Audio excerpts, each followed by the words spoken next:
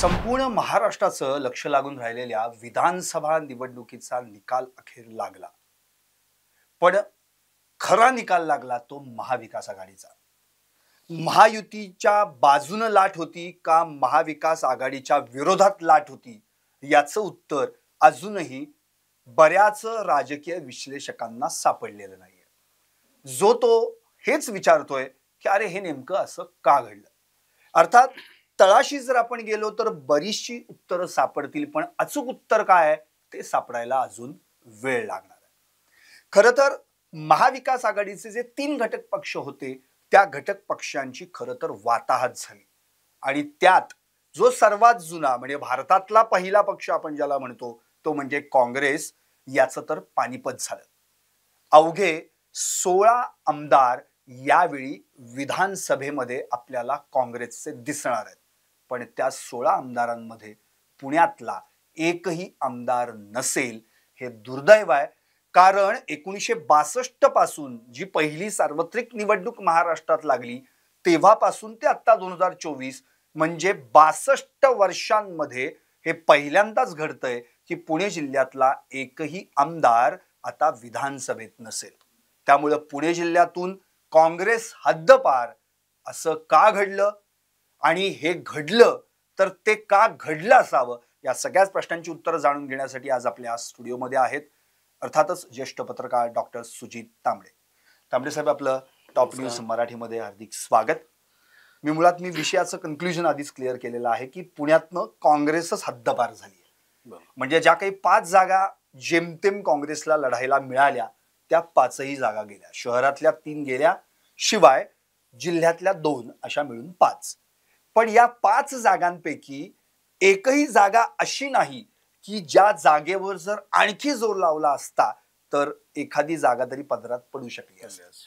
त्यामुळे पहिल्यांदा मला तुमच्याकडे हेच जाणून घ्यायचंय की नेमकं काय आणि कुठं चुकलं, काँग्रेसच्या नेत्यांचं नेमकं कुठं अडलं.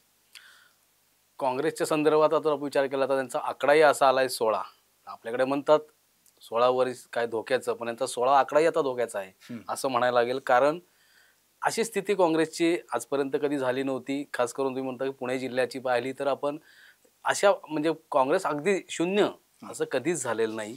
याला कारणीभूत थोडी जी आहे ती निवडणुकीचे यंत्रणेला सुरुवात झाली किंवा प्रचाराला सुरुवात होण्याच्या आधीपासूनच आहे. लोकसभेचा निकाल लागल्यानंतर आपल्याला असं लक्षात येतं की काँग्रेस किंवा महाविकास आघाडीतले सगळेच पक्ष हे थोडेसे आता आपल्याला आपण विधानसभा काबीज करणारच अशा एका मोठ्या आविर्भावामध्ये चालले होते. आणि त्यामुळे त्यांची एकंदरीत जी प्रचाराची पद्धत होती की आता आपण आलोच, हा याला आपण म्हणतो की अति आत्मविश्वास हा त्यांना नडलेला दिसतोय. कारण का तर त्यांनी बाकीच्या गोष्टींचा काही विचार केला नाही. त्याच्या तुलनेत जर आपण दुसरं महायुतीकडे केलं तर खास करून भाजपकडे गेलो तर भाजपला जो मिळालेला लोकसभेला जो काही जनाधार मिळाला तो पाहिल्यानंतर त्यांना एक मोठा ते जागे झाले आणि त्यांनी जी सुरुवातीपासून जे कामाला सुरुवात केली ते आता निकालापर्यंत करत राहिले. त्या तुलनेत उलटी परिस्थिती काँग्रेसकडे दिसते की आपल्याला लोकसभेत आता मिळालं म्हणजे आता आपण विधानसभेत आलोच अशा सगळ्या आविर्भावामध्ये त्यांचं काम चाललं होतं. आणि त्यामुळे पूर्ण प्रचाराच्या काळामध्ये त्यांच्यामध्ये एकसंघपणा जो असतो तो कुठे दिसला नाही आणि त्याचा परिणाम पहिला दिसला की अति आत्मविश्वास हा त्यांना नडलेला आहे. दुसऱ्या काही गोष्टी पण त्यांना कारणीभूत झाल्या की तिकीट वाटप, उमेदवाराला तिकीट देताना किंवा निवडताना देखील महाविकास आघाडीमध्ये आणि महायुतीची तुलना केली तर महाविकास आघाडीमध्ये खूप अशा प्रमाणात चुरस आणि काही वादविवाद ते उघड पण झाले काही. आणि काँग्रेसने खास करून उमेदवार निवडताना बऱ्याच चुका केल्या दिसतात. जिथे उमेदवार येईल असं खात्री असणाऱ्या ठिकाणीच त्यांनी दुसराच उमेदवार नवा दिला. अशा अनेक घटना इथे झालेल्या दिसतात.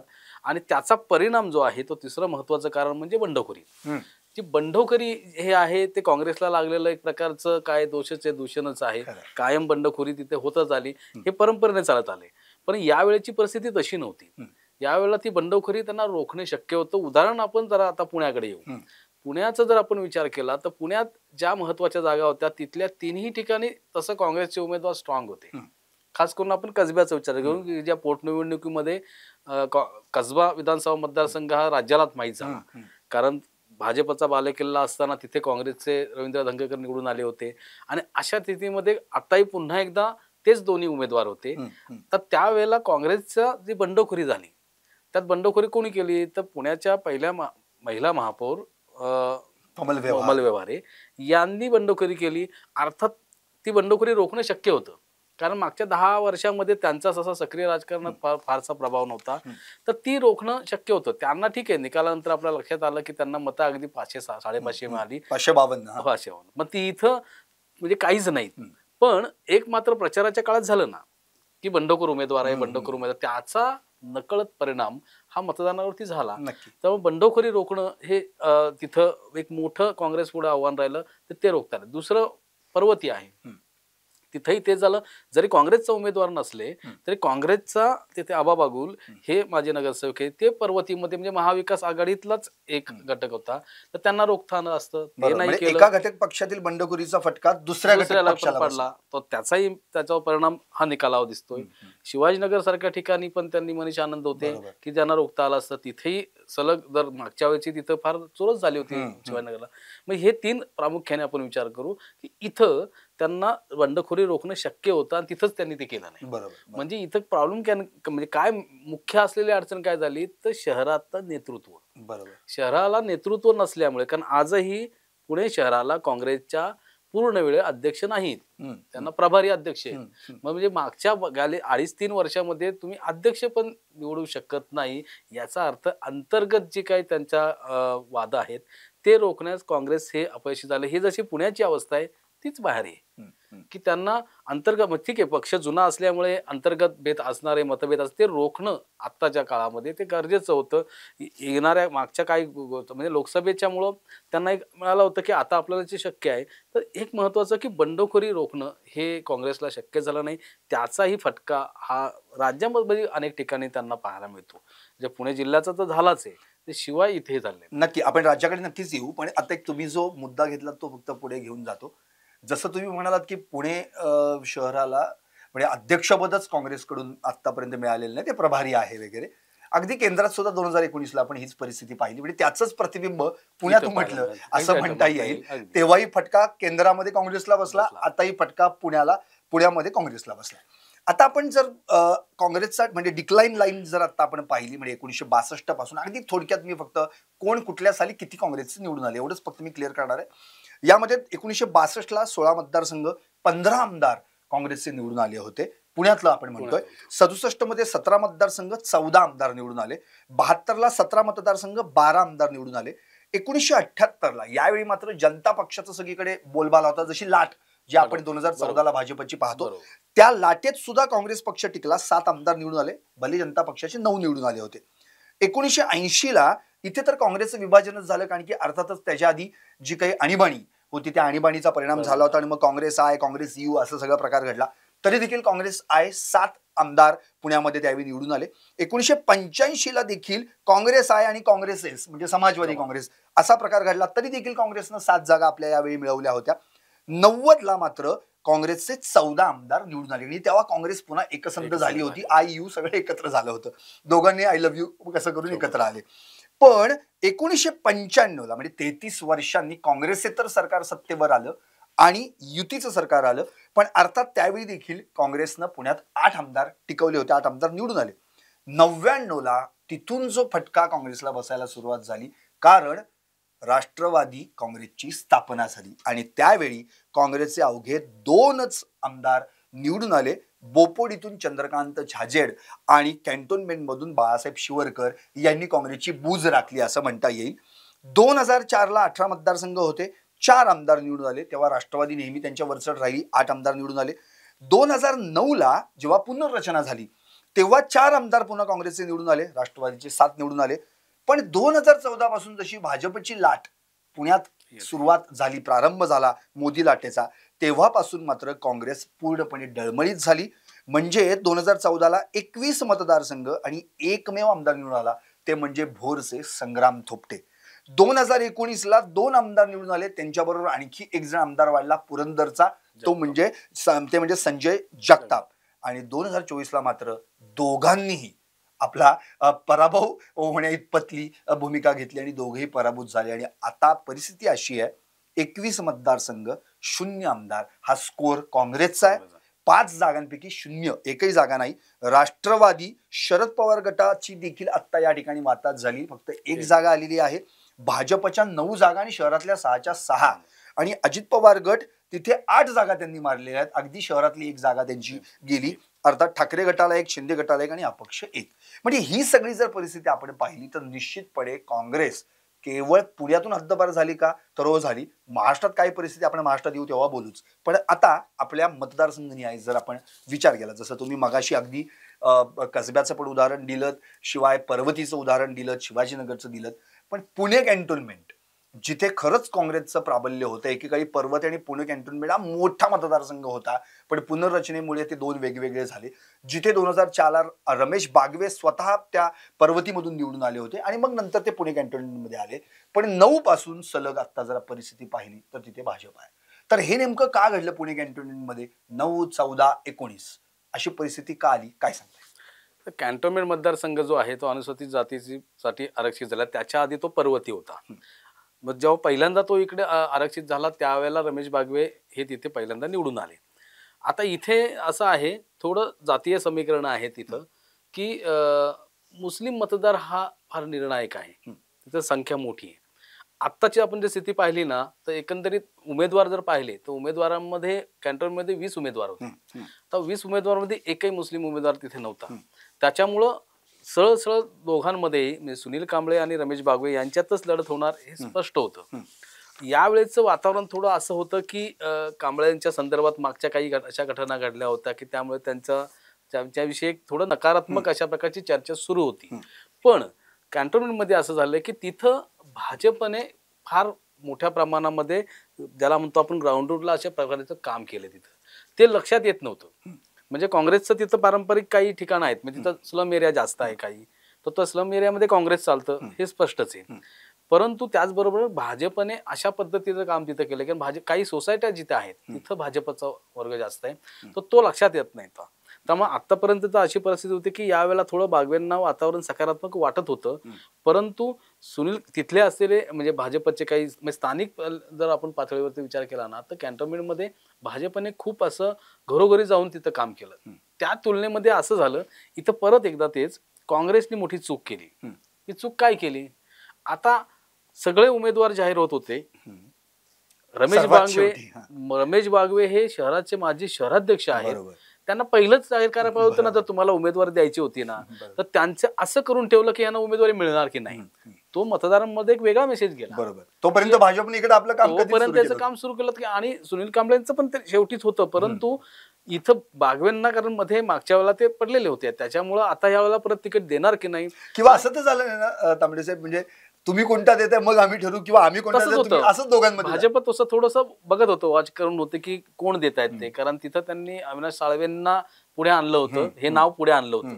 ते खरं तिथले स्थानिक नव्हते, नगरसेवक माजी नगरसेवक आहेत. परंतु त्यामुळे झालं काय, तो एक वेगळा मेसेज गेला की बागवेंना तिकीटच द्यायला स्पर्धा करावी लागली. आणि त्याचा नकळत होईना की प्रचाराच्या काळात जो वेळ पाहिजे तो तिकिटातच त्यांची पहिली शक्ती गेली. म्हणजे जो काय वेळ जायचा तो मग प्रचारामध्ये लक्ष द्यायचं. त्यामुळे काँग्रेसने इथं परत चूक केली की जी हमखास मिळू शकणारी जी जागा होती तिथं उमेदवारी जाहीर करायलाच उशीर लावला. हे कशाचे परिणाम आहेत? तर अंतर्गत त्यांचे असलेले वाद, हे गट तटाच्या राजकारणाचा परिणाम आहे. नक्की. आता तुम्ही काँग्रेसच्या गट तटाचं काढलं म्हणून मी थोडंसं तिथून आता थेट उडी घेतोय ते अगदी कसब्यामध्ये. कारण की 38 वर्षांनी म्हणजे उल्हास साळुंखे 1985 निवडून आले, नंतर पोटनिवडणुकीत का होईना पण काँग्रेसनं त्या ठिकाणी आपली पुन्हा एकदा कसब्यावर कब्जा मिळवला. पण तो काही फार काळ टिकवता आला नाही. अगदी 1.5 वर्षातच पुन्हा एकदा भाजपकडे तो गेला. म्हणजे तेव्हा 11,040चं लीड म्हणजे मताधिक्याने जे निवडून आलेले आत्ताचे जॉईन केलं आपण ज्यांना म्हणतो धंगेकर, ते आता 19,423 मतांनी मागं पडले. एवढी परिस्थिती वाईट झाली. हे नेमकं का घडलं? म्हणजे इथे म्हणजे मी नेहमी धंगेकर पण जेव्हा इथे आले तेव्हा त्यांनी प्रश्न केला होता की लोक असं का म्हणतायत की धंगेकर येतील पण काँग्रेस येणार नाही, म्हणजे धंगेकर आणि काँग्रेस वेगळे आहेत का? तर ते वेगळं जे पण काय दिसलं तेच वेगळे पण नडलं का कुठे?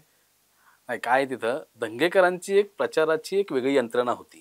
त्याचं कारण त्यांनाही माहिती होतं. परत मी मगाशी जे बोललो ना की काँग्रेसचे जे असलेले ज्येष्ठ काही नेते असतील ज्यांचं नेतृत्व शहरामध्ये आहेत, त्यांचं आणि धंगेकरांचं काही इतकं चांगलं आहे असं दिसत नाही. हे वेळोवेळी दिसून आलेलं आहे. म्हणजे प्रचारात येण्यापासून आता इथं एक लक्षात घ्या की मगाशी मी बोललो की उमेदवारांना बंडखोरी होती, रोखणं शक्य होतं की नाही?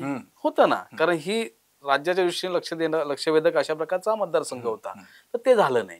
त्याच्यामुळं इथं परत तेच आहे की काँग्रेसने जेवढं दंगेकरांना म्हणजे काँग्रेसच्या उमेदवाराला तिथं बॅकअप द्यायला पाहता तेवढा दिलेला नाही. आता जाऊ दुसरीकडे जरा आघाडीतलं. आघाडीमध्ये प्रचाराच्याच काळामध्ये म्हणजे दंगेकरांची स्वतंत्र यंत्रणा होती ही काँग्रेसलाही माहिती, त्यांच्या नेत्यांना माहिती की हे आपल्यावरती डिपेंड नाही. अर्थात साहजिक आहे, ते आधी शिवसेनेत काम केलेलं आहे, मनसेत नंतर काम केलेलं आहे, त्यामुळे त्यांचा संपर्क नक्कीच होता. कारण गणेश बोकरे जे उमेदवार मनसेचे होते ते एकेकाळी यांचेच सहकारी, त्याच्यामुळे त्यांना तो आहे की त्यांना लोक कसं गोळा करायचे काही माहिती ती यांची स्वतंत्र यंत्रणा असेल. पण सगळ्यात महत्वाचं होतं इथं निर्णायक भूमिका कोणाची झाली असेल ते म्हणजे शिवसेना उद्धव बाळासाहेब ठाकरे पक्षाची. आता इथं शिवसेनेने नक्की काय केलं शेवटपर्यंत कळलं नाही. का नाही कळलं तर त्याचं कारणच आहे की ज्याच्यावर येतो की इथे एखादी सभा व्हायला पाहिजे होती की नाही शिवसेनेच्या नेतृत्वात सगळे धावून आले होते. मग तिथं शिवसेनेने स्पष्टपणे ते कुणीच फारसं असं येऊन उघडपणे सांगितलंय. संजय राऊत आले होते एकदा, परंतु ते कोथरूडकडे आले. पण कसब्यासाठी जे लक्ष द्यायला पाहिजे होतं आघाडीतला एक घटक पक्ष म्हणून शिवसेनेनी ती दिले नाही. आणि तिथं शिवसेनेचा मतदार हा मोठा आहे का तिथं विशाल धनवडे हे मागच्या एक त्यांनी निवडणूक लढवत त्यांनी 10,000 मतं घेतली होती. म्हणजे 10,000 म्हणजे कमी नाही, तिथं मतदार जो आहे तोही फटका हा बसलेला आहे. आणि ही व्हावी इथं शिवसेनेचे सगळेजण तिथे सक्रिय आहेत. हे म्हणजे समजा दंगेकर एकटे नसेल तर काँग्रेसच्या नेत्याचं स्थानिक नेत्यांचं काम होतं की यांना सगळं गोळा करण्याचं आणि तो एक मेसेज द्यायला पाहिजे होता. तो दिसला नाही कुठे आणि त्याचाही फटका हा बसलेला दिसतो. आणि दुसरीकडे परिस्थिती वेगळी नेमकी. रासनेंच्या विरुद्ध जी नाराजी भाजपमध्ये मागच्या इलेक्शनला होती ती आता नाही. सगळे एकत्र आले होते. अगदी RSSचे सगळं म्हणजे असे स्थानिक लेवल पासून सगळं काम चालू होतं. एकीकडे भाजप किंवा महायुतीकडून असं जेवढं जोरात काम चालते त्याच्या तुलनेत उलटी परिस्थिती इकडे काँग्रेसच्या उमेदवाराची होती. काँग्रेसचा उमेदवार एकटा पडला की काय. म्हणजे अशी चर्चा पण प्रचाराच्या काळात झाले की जे दंगेकरांची एक स्ट्रॅटेजी होती काहीतरी असं ते काढून ते चर्चेत यायचे. या पूर्ण प्रचाराच्या काळात शेवटपर्यंत काहीच घडलं नाही. बरोबर, ते काहीच घडलं नाही का तर इथं तोही कारण असलं की त्यांना जो सपोर्ट मिळाला पाहिजे होता स्थानिक जो पक्षाकडून म्हणजे कार्यकर्ते पदाधिकाऱ्यांकडून तो तितकासा मिळाला नाही, त्याचा हा निकाल आहे. नक्कीच. आणि आपल्याला आठवत असेल म्हणजे पोटनिवडणुकीला हु इज दंगेकर म्हणून असा एक मुद्दा घेतला होता. निवडून आल्यानंतर या सायम दंगेकर असं ते म्हणाले होते. यावेळी सुद्धा देवेंद्र फडणवीसांनी त्यांच्यावर टीका केली होती, ऍक्सिडेंटल आमदार म्हणून वगैरे सगळं बरंच काय काय झालं. पण त्याचा काही नकारात्मक परिणाम भाजपच्या उमेदवारावर झाला असं काही झालेलं नाही. आणि त्यामुळे दंगेकर आणि रासने ही जी फाईट जी आपण मागच्या वेळी बघितली होती तेच पैलवान तेच मैदान दोघेही तेच होते.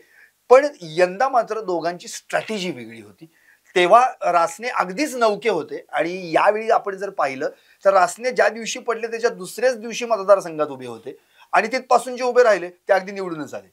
पण दंगेकर मात्र आपल्याच कसब्यात कमी आणि इतर ठिकाणी जास्त फिरत बसले आणि त्याचा देखील कदाचित परिणाम या निवडणुकीवर झाला असं मला वाटतं. आणखी आता आपण जरासं जिल्ह्याकडे येऊयात. भोर म्हणजे जिथं काँग्रेसला जोर लावायची गरज लागत नाही तो मतदारसंघ म्हणजे भोर. म्हणजे हमखास निवडून येणार संग्राम थोपटे. म्हणजे त्यांच्या संग्रामासमोर कोणीच टिकत नव्हतं. म्हणजे 9, 14, 19 ज्यावेळी काँग्रेसचं कुणी निवडून येत नाही तेव्हा संग्राम थोपटे निवडून येत होते. यावेळी संग्राम थोपटेंना सुद्धा हार पत्करावी लागली. अर्थातच त्या ठिकाणी जी बंडखोरी झाली म्हणजे थोडक्यात जी बंडखोरी महायुतीमध्ये झाली त्याचा फटका हा संग्राम थोपटेंना बसलेला आहे. कदाचित तुमचं विश्लेषण पण तसंच असू शकेल. मला तुमच्याकडे ते जाणून घ्यायचंय. त्या ठिकाणी शंकर मांडेकर जिंकून आले. काय झालं? कसं आहे भोर म्हटलं की थोपटे हे गेले अनेक वर्षांचं समीकरण आहे. एकदाच अपवाद आहे की अनंतराव थोपटे यांचा पराभव झाला होता. कुटवड तेवढं एक अपवाद वगळला तर जेव्हापासून थोपटे कुटुंबातलं काय उमेदवार आहे तोपर्यंत तेच. यावेळेला नेमकं काय झालंय की जर आपण विचार केला शंकर मांडेकर हे अनपेक्षितच अनेकांना धक्कादायकच असेल. हे नाव कुठून आले म्हणजे राष्ट्रवादी अजित पवार गटाकडून यांना उमेदवारी जेव्हा दिली ते परंतु आता लक्षात घ्या की इथं भोरवेल्ला आणि मुळशीचा काही भाग असा मोठा मतदार भौगोलिकदृष्ट्या खूप मोठा मतदार. आता इथं मतदारांचा पण एक परिणाम झाला तो असा की भोरवेल्लामध्ये गावं खूप कमी म्हणजे लांब लांब दूरवरची आहेत आणि मतदारसंख्या कमी. त्या तुलनेत मुळशीमध्ये गावं जवळ आणि संख्या जास्त. त्यामुळे तोही फायदा त्यांना झाला. आणि दुसरं सगळ्यात दोन महत्वाचे कोंडे म्हणजे जे काय कुलदीप कोंडे हे उमेदवार आहेत आणि शिवाय किरण दगडे हे जे दोन उमेदवार उभे राहिले त्याचा फटका त्यांना बसते. म्हणजे भाजपचे बंडखोर आणि शिंदे गटाचे शिंदे बंडखोर. बंडखोर. म्हणजे बघा ना, त्यांचं जे काही संग्राम थोपटेंना जे काही मताधिक्य जे जे कमी पडलं किंवा जे काही हे मार्जिन कमी पडलं 19,638 बरोबर. आणि कुलदीप कोंडेंना मत आहेत 29,065. म्हणजे शिवाय इथं किरण दगडेंची 24-25 मतं वेगळी. हा. साहजिकच त्यामुळे पण असं का घडलं यावेळी की मतदारांनी थोपटेंची पाठ थोपटली नाही, असं काय घडलं? तेच कारण काय झालं की हे परत आहे काँग्रेसचं जे काही गृहीत धरलं गेलं की हा मतदार आपलाच आहे. तर तोही कुठेतरी हा जो आत्मविश्वास आहे ना तो थोड्या थोपट्याला नडलेला दिसतो की तिथं. आणि हे परत हे अपेक्षित नव्हते म्हणजे कोंडे आणि हे पण तिथले स्थानिक किरण दगडे तसं नसले तरी त्यांचं कार्यक्षेत्र ते नसलं तरी ते तिथले मूळचे असल्यामुळे तिथं त्यांचा परत प्रभाव आला. आणि इथं जरा थोडंसं मतदार जो आहे ना नवीन काहीतरी करायला गेलं म्हणजे नवीन. आता त्यांना ते काय म्हणतात हे खूप झालं जरा बदल हवाय अशा भूमिकेत गेलेला. आणि बऱ्याच वर्षांनी मुळशी तालुक्याला शरद ढमाले होते जेव्हा हा मतदारसंघ मुळशी म्हणून होता. त्याच्यानंतर मधल्या काळामध्ये मुळशीचा उमेदवार नव्हता. तर त्याचाही परिणाम झाला असेल की स्थानिक जो आहे तो स्थानिक मतदार म्हणतो की हा आमच्या भागातला. त्यामुळे बोरवेल्ला आणि मुळशी असे कुठेतरी दोन गटच पडले असावे आणि त्याचा परिणाम पण देखील हा एक वेगळाच मुळशी पॅटर्न, राजकीय मुळशी पॅटर्न. बरं, आता आपण पुरंदरकडे बोलूयात. पुरंदरचा जर आता आपण विचार केला तर त्या ठिकाणी संजय जगताप कायम फाईट चालायची, विजय शिवतारे संजय जगताप असं दोनदा विजय बापू निवडून आले आणि एकदा संजय जगताप आता निवडून आले. पण यावेळी पुन्हा एकदा तोच प्रकार घडला. म्हणजे महायुतीतल्या बंडखोरीचा फटका बसला तो महाविकास आघाडीच्या उमेदवाराला. संभाजीराव झेंडे यांनी मोठं आव्हान त्या ठिकाणी उभं केलं. नुसतं आव्हानच नाही तर त्यांची जर आता आपण इथे मतं पाहिली तर 47,196 मतं आहेत आणि संजय जगतापांचा पराभव झालाय 24,188. काय तिथली गणित नेमकी होती, काय सांगता येईल? आता हे बाना पुरंदर पण परत अनपेक्षित निकाल आहे. त्याचं कारण प्रचारामध्ये जर पाहिलं तर संजय जगताप हे खूप अग्रेसिव्हली प्रचार करत होते. झेंड्यांचाही प्रचार तसाच चालला होता. शिवतारे तसे प्रचारामध्ये ठीक आहे असा प्रचार चालू. इथं मात्र वेगळं चित्र दिसायचं कारण वेगळं आहे. त्याचं कारण जरी आपण पुरंदर म्हटलं ना परंतु हा मतदारसंघ जो असा आहे की त्याच्यात पुण्याच्या जवळपास असलेली जी गावं जे पुण्यात समाविष्ट झाले गावं देवाची काय ते उरोळी देवाची बरोबर पिसोळी ही जी उंडरी ही जी गावं आहेत ना ते पार दत्तनगर आंबेगाव पर्यंतचा भाग हा शहरी आहे. तो पुरंदरमध्ये आहे आणि शिवतारेंनी त्याच्यावरती जास्त भर दिला. कारण समजा आपण उदाहरण घेतलं 10 गावांमध्ये जे मतदार असतील ना ते इथे एका सोसायटीत होते. आणि नेमकं उलट झालं इथं की मग जगतापांनी लक्ष दिलं गावांकडे, पुरंदरच्या भागातल्या गावांकडे. आणि शिवतारेंकडून जास्त त्यांना जो मतदार जे मतदान मिळाले त्या सोसायटीमध्ये मिळाले. अर्थात तो भाजपचा मतदार आहे तो त्यामुळे त्यांना महायुतीचा तो फायदा होणारच होता. तर आता अपेक्षित असं होतं की इथं अजित पवारांनी इथं झेंडेंना उभं केलं होतं पण झेंडेंचा प्रभाव परत तो कुठे होता तो पुरंदरच्या गावांचा भागात. हा जो शहरी भाग होता हा निर्णायक होता. हा शेवटपर्यंत लक्षातच आला नाही आणि त्याच्यामुळे त्यांच्याकडे लक्ष त्यांनी दिलं पुरंदरच्या गावावरती लक्ष. यांनी लक्ष दिलं सगळ्या इथल्या लक्षात. आणि इथला जो मतदार होता तो थोडा भाजप बहुल असल्यामुळे त्याचा नकळत का होईना फायदा हा शिवतारेंना झालेला दिसतो. त्यामुळं स्थानिक म्हणजे मी मगाशी म्हटलो की 10 गावांची मतं आणि इथं एका सोसायटीतली मतं ही सारखी असल्यामुळं इथं एकदम निर्णय जो आहे निकाल जो आहे तो वेगळा दिसायचं कारण ते एक आहे. नक्की म्हणजे संभाजी झेंडेंची उमेदवारी ही विजय बापूंची पत्थर पडली असं म्हणायला हरकत नाही. अगदी अगदी बरोबर. आता आपण थोडंसं महाराष्ट्राचा कानूसा घेऊ काँग्रेसच्या बाबतीतला. मुळात काँग्रेसचे पडलेले जे दिग्गज आहेत म्हणजे त्यांची नावं खरं म्हणजे धक्कादायक होती. ज्या दिवशी आम्ही सगळे निकाल पाहत होतो आता बोलायचं काय यांच्याबद्दल अशी परिस्थिती निर्माण झाली. सर्वात मोठं नाव त्यामध्ये जे आहे ते बाळासाहेब थोरात. अर्थात जी व्यक्ती 85 पासून अगदी 2019 पर्यंत अपराजित राहते, एकदा अपक्ष आणि 90 पासून कायम काँग्रेसचे उमेदवार 8 वेळा म्हणून यावेळी बाळासाहेब थोरातांना देखील पराभवाचा सामना करावा लागला. केसी पाडवी म्हणजे अक्कलकुवा म्हणजे एक हाती ताकद यांची जिथं होती. तब्बल 3 वेळा आमदार नाही तर 9, 14, 9, 19च्या आधी देखील म्हणजे 90ला अपक्ष आणि तिथून पुन्हा 7 वेळा अशी जी सगळी सलग लाईन होती ती 7 वेळा आमदार. इव्हन त्यांचा मुलगा तर गोवाल पाडवी हे खासदार आहेत. पण त्या ठिकाणी केसी पाडवींना देखील आमशा पाडवींकडून पराभूत व्हावं लागलं. अर्थात तिथे हिना गावित यांची देखील उमेदवारी जी होती भाजपाची त्याचा देखील त्यांना त्रास झाला. यशोमती ठाकूर म्हणजे अगदी माजी मंत्री राहिलेले आहेत आणि काँग्रेसच्या अगदी आक्रमक महिला आमदार आपण ज्यांना म्हणतो 3 वेळा तिवसा या मतदारसंघातून निवडून आल्या त्यांचा पराभव झाला. थोपटेंचं तर आपण पाहिलेलंच आहे. रणजित कांबळे असतील, कुणाल पाटील असतील, माधवराव जवळकर असतील, कैलास गोरंट्याल ही जी नावं आहेत आणि मोठं नाव म्हणजे पृथ्वीराज चव्हाण, म्हणजे मुख्यमंत्री, दोनदा आमदार, पीएमओ ऑफिसमध्ये स्वतःच्यांनी काम केलं. म्हणजे एवढे मोठे सगळे दिग्गज जे पराभव झाले. नाना पटोलेंचं अगदी 208 मतांनी जिंकलं, म्हणजे ते हरले का जिंकले हाच प्रश्न आता पडलेला आहे. सो या सगळ्या गोष्टींचा जर विचार केला तर महाराष्ट्रात असं काँग्रेसचं नेमकं काय झालं 4 महिन्यात जे सर्वात मोठा पक्ष म्हणून लोकसभेला बनला, तोच आता मी सगळ्यात छोटा म्हणणार नाही पण सेकंड लार्जेस्ट असं म्हणता येईल. अगदी म्हणजे 16 पर्यंत, त्याच्या खालोखालच राष्ट्रवादी शरद पवार गट आहे. तर इथपर्यंत का पोहोचला आणि 13 खासदार आणि 16 आमदार, म्हणजे ऐकायला आणि सांगायला सुद्धा कसं वाटतं अशी परिस्थिती. काय झालं? हे बघा, इथं काँग्रेसचं ते परत मी सांगतो की प्रचाराचं त्यांची जी पद्धत होती ती चुकली. कशी कमी कुठे पडले. एकीकडे म्हणजे आता लोकसभेनंतर जे वातावरण चांगलं झालं होतं तर त्याचा त्यांनी आणखी फायदा घ्यायला हवा होता. त्यासाठी त्यांचे स्टार प्रचारक काँग्रेसचे कोण? राहुल गांधी. राहुल गांधीच्या सभा किती झाल्या? अवघ्या 2 सभा झाल्या. बाकी ठिकाणी काही नाही. ती दुसरीकडे आपण भाजपकडे जाऊ. पंतप्रधान नरेंद्र मोदी आणि अमित शहा यांच्या सभा किती झाल्या? तर ते जे वातावरण निर्मिती करायला लागते ना, की राहुल गांधींना आहे ना, म्हणजे तो जो काँग्रेसचा जो मतदार आहे लोकसभेला बऱ्यापैकी आले, पण त्यांनी विधानसभेकडे जेवढ्या पद्धतीने सभा व्हायला पाहिजे होत्या त्या नाही झाल्या ना. मग त्या नामावरती जी वातावरण निर्मिती व्हायला पाहिजे, म्हणजे पुण्यातली म्हणजे लोकसभेला सभा असलेली मोदींची सभा रद्द झाली, खरं, पण इकडे त्यांनी आणखी जोरात काय तिपटी चौपट पद्धतीने ताकद दाखवली आणि एकदम वातावरण. तुम्ही म्हणता ते एक मुद्दा बरोबर आणि मला प्रेक्षकांचं हे सांगायचंय की जेव्हा लोकसभेसाठी खासदार निवडून द्यायचे असतात तेव्हा महाराष्ट्रामध्ये तुम्ही सभा घ्यायला येता आणि जेव्हा महाराष्ट्रातले आमदार निवडून द्यायचे तेव्हा मात्र तुम्ही हाताकडता घेता. त्यामुळे तुमचा हात जो आहे तो आणखीनच आकडला गेला, अशी परिस्थिती झाली. त्याचाच हा परिणाम आहे सगळा. आणि जे मगाशी उदाहरण घेतले ना की काय परिस्थिती होती, मी पृथ्वीराज चव्हाणांचं उदाहरण घेण्यासारखं आहे की त्यांना अंदाज होता की आपला मतदार थोडासा अवघड झालेली आहे.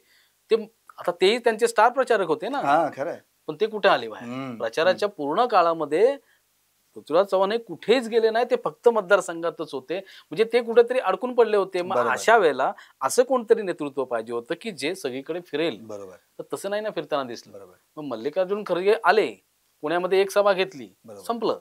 पुढे नंतर नावं कोणती आहेत की जे दुसरी मध्ये की ज्यांच्या अशा पद्धतीने की ज्यांच्या सभेमुळे प्रभाव पडेल मतदारांमध्ये. अगदी आपण मागच्या वेळी सुनील केदारांना सुद्धा आपण फिरताना पाहिलं, तसं झालं नाही ना. त्यामुळं झालं तोच अडचण की त्यांचे जे स्टार प्रचारक जे आपण त्यांची जी काही यादी असेल ते स्टार इथे दिसले नाहीत ना, कुठे सगळीकडे फिरत होते. तो जो प्रभाव पडायला पाहिजे होता तो प्रभाव पडला नाही. त्याचे हे सगळे निकाल आहेत.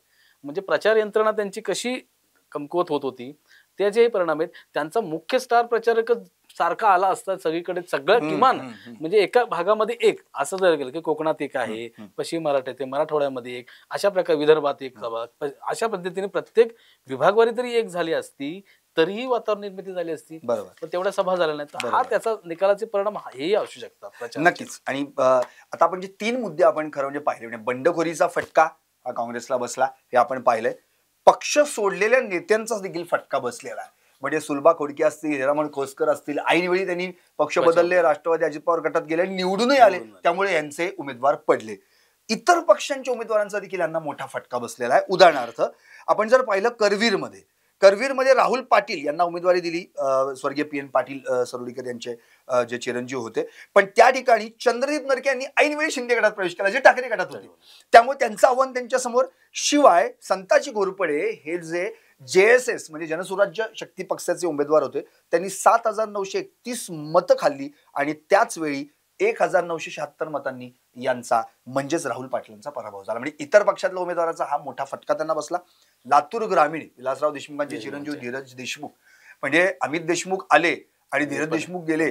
आता अमित देशमुखांनी आता विजय साजरा करायचा की दुःख, हा प्रश्न त्या ठिकाणी पडला. अर्थात तिथं देखील वंचितच्या विजय अंगतीकर यांना 8,824 मते मिळाली आणि धीरज देशमुखांचा पराभव झालाय 6,595. याचा अर्थ वंचितचा तिथे फटका बसला. नांदेड दक्षिण मध्ये मोहन हंबर्डे म्हणून जे आहेत त्यांचे तर काय भाऊ आणि दोघे, एक भाजपकडून एक काँग्रेसकडून. अर्थात मोहन हंबर्डे यांना 2,132 मतांनी पराभव स्वीकारावा लागला. पण वंचितच्या फारुख अहमद यांना मतं मिळाली 33,841. म्हणजे कशी परिस्थिती आहे बघा. पाथरीमध्ये सुरेश वरपुडकर यांचा 13,244 मतांनी पराभव झालाय. पण तिथं रासपच्या उमेदवारानं मतं घेतली 54,647. आणि आपण पुरंदरचं पाहिलंच, राजुरामध्ये सुभाष धोटे हे जे उमेदवार होते यांना 30,000 म्हणजे 3,054 मतांनी पराभव स्वीकारावा लागलाय. पण तिथे वामनराव चटप जे स्वतंत्र भारत पक्षाचे उमेदवार यापूर्वी आमदार देखील राहिले, त्यांना 55,090 मते मिळाली. सोलापूर शहर मध्ये तर अत्यंत वाईट परिस्थिती होती. चेतन नरोटे हे 3ऱ्या क्रमांकावर फेकले, म्हणजे काँग्रेसचा उमेदवार 3ऱ्या क्रमांकावर आणि 2ऱ्या क्रमांकावर MIMचा उमेदवार होता फारुख शाब्दी.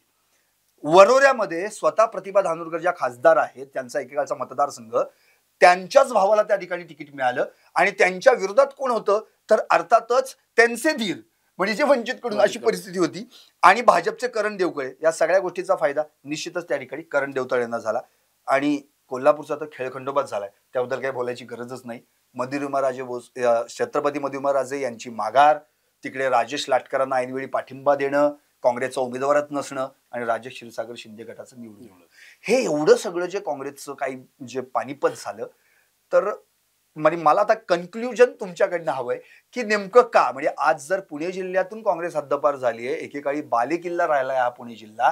आपल्याला आठवत असेल या ठिकाणी म्हणजे मोठमोठे दिग्गज, म्हणजे मी जर याच्या आधीची काही नावं घेतली जी नावं आता माझ्याकडे आहेत की एवढे दिग्गज जर तिथून निवडून येत असतील, म्हणजे बाबूराव सणस, रामराव तेलंग, मार्तंड मगर, नामदेव मोहोळ, RS सातकर, RV तेलंग, शरद पवार, लीलाबाई मर्चंट असे मोठमोठे दिग्गज ज्या पुणे जिल्ह्यानं हे आमदार दिले, आज त्याच ठिकाणी पुणे जिल्ह्यात काँग्रेसची वातच झाली. तुमचं कन्क्ल्युजन काय सांगताय?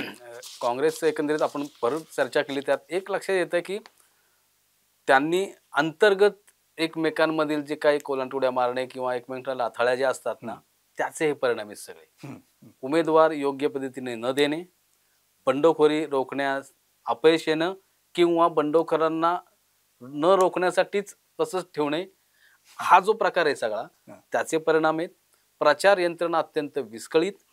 त्याचबरोबर महायुतीमध्ये महाविकास आघाडीतले जे मित्रपक्ष आहेत त्या मित्रपक्षांना साथ न देणे किंवा किंबहुना काही ठिकाणी उघडपणे विरोध केलं, जे सोलापूरमध्ये दिसलं की सोलापूरमध्ये इथं शिवसेनेचे ठाकरेचे उमेदवार असताना उघडपणे जे काही घडलं धर्मराज काडादींना आणि याचा नकळत नुसतं तिथंच नाही परिणाम झाला, तो परिणाम हा राज्यभर पण दिसला असेल की अरे यांचं आत्ताच असं झालं, मतदानाच्या दिवशी जोडे मारे मारलं. त्यामुळे मग मतदार काय करतील, यांनी इकडे जोडो मारो केलं तर मतदारांनी जे करायचं ते केलं आणि त्याचे हे सगळे परिणाम जे आहेत. त्यामुळे जिल्ह्यातून तर गेलीच पूर्ण हद्दपार, राज्यामध्ये पण 16वरती येऊन थांबलेले. नक्कीच, अगदी सुजयजी तुम्ही अतिशय अचूक आणि समर्पक विश्लेषण केलं. कारण की आजच जे कर्नाटकचे गृहमंत्री आणि काँग्रेसचे प्रभारी जी परमेश्वर यांनी एक विधान केलं आणि खळबळ उडून दिलेली आहे. त्यांनी स्पष्टपणे म्हटलंय की आमचा पराभव का झाला याचं उत्तर त्यांनीच देऊन टाकलंय. आम्ही त्यांना मदत केली नाही आणि त्यांनी आम्हाला मदत केली नाही. त्यामुळं मला एक प्रश्न पडला होता जो सगळ्या मतदारांना पडलेला आहे की काँग्रेसच्या मतांवर पंजा कुणी मारला, तर त्याचं उत्तर दस्तूर खुद्द परमेश्वरानंच दिलंय असंच म्हणायची वेळ आली. ह्याच्या वेगळं काहीच नाही. पाहत रहा टॉप न्यूज मराठी, आपला महाराष्ट्र आपली बातमी. टूर्स अँड ट्रॅव्हल्स विश्वातील एक विश्वसनीय नाव मँगो हॉलिडेज घेऊन आले आहेत धम्माल फॉरेन टूर्स खास तुमच्यासाठी.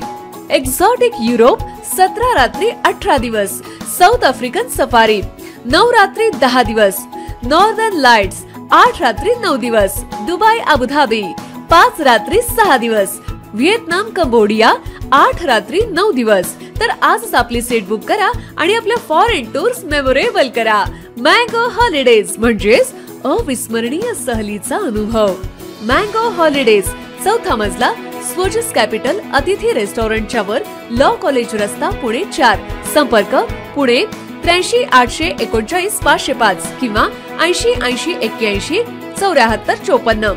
मुंबई 83 839 503 किंवा 96 53 18 74 78. Come on guys, hurry up. यार सुन ना, एक ब्रेक ले लेते हैं. Guys, I'm telling you, तुम लोगों को सही से ट्रैकिंग नहीं आता. But that's okay, you can learn. रोज का ढक्कन देना. ये रेड वाला है, सही वाला देना. अबे ढक्कन, पहले तो सही पानी पीना.